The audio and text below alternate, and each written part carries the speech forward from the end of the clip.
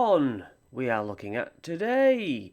Khorne is the Chaos God of Wrath who draws his power from bloodstained battlefields. Khorne are my favourite, so expect me to love them. I mean, look at the models. They're so cool. They just love to kill. Blood for the blood god and all that.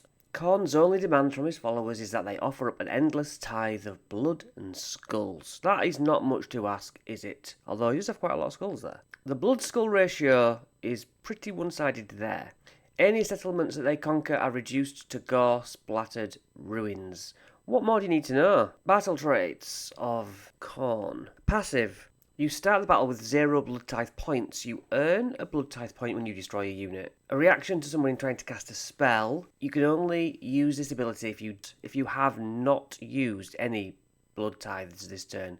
You spend 2 blood tithes, and the spell is simply unbound. In the movement phase, spend 8 blood tithe points, and you can add 1 to the attack's characteristics of melee weapons, and they're pretty juicy with melee. Pick a friendly, non-unique bloodthirsty unit that has been destroyed and set up a replacement. Any movement phase, 1 blood tithe point. A unit that's not in combat can move 3 inches. It can move into combat. Hero phase, spend 4 blood tithe points.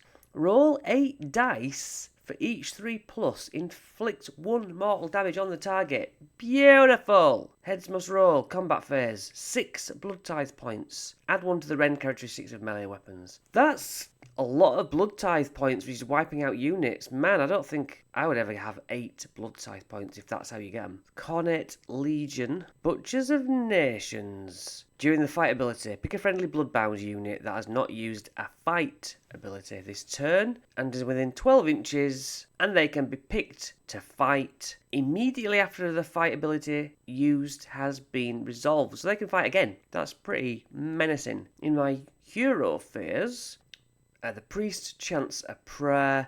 Set up hex gorgeous skulls, and their invocation has 2 parts that must be set within each 8 inches of each other. They nullify casting attempts by enemy wizards. Bloodthirster, 12 inches, health 16. Okay, 5 attacks, but 5 damage. Each time an attack made by this unit scores a critical hit, inflict D3 mortal damage at the end of the fight. Shattering charge. If you charge, you roll a d3 on a 2+, you inflict an amount of mortal damage. If it's infantry, you do an additional 3 mortal damage.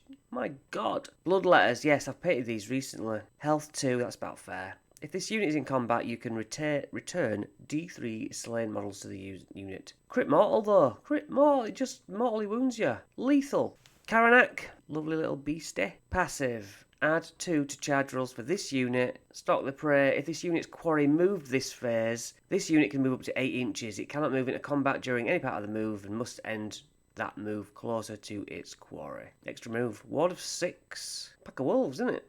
Blood warriors. These are lovely as well. Each time a model is slain by a combat attack, roll 2 dice. For each 5+, inflict a mortal damage after the fight. Look beautiful. I've not got any models as big as this, but I am accruing many, many models from these. Yeah, each time a unit's destroyed, you get a blood tithe.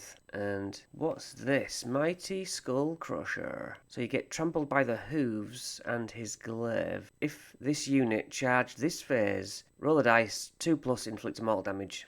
Companion, meaning that any effect that affects the rider doesn't necessarily affect the animal. Wonderful, but I'm biased.